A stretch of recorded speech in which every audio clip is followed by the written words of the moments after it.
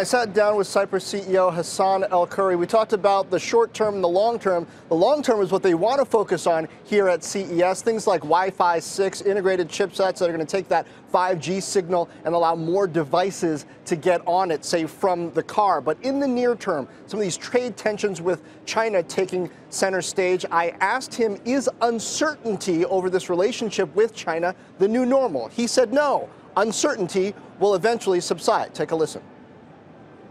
There's the uncertainty and there's a new norm.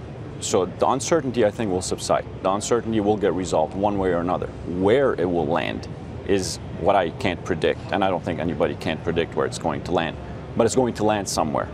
And I think it has to land somewhere for the market to kind of have a sigh of relief. It's the uncertainty that customers are a little uncomfortable with, and even the markets are uncomfortable with. But once it settles, no matter where, at least people can plan to the new norm. What that is, that we have to wait and see. But what we're doing, I don't control that outcome. What we do control is keep R&D where it is, keep engaging with the customer to build that funnel, and keep diversifying our business so we're not exposed to one region or a specific market segment that goes up and down. The company has to be robust financially and robust technology.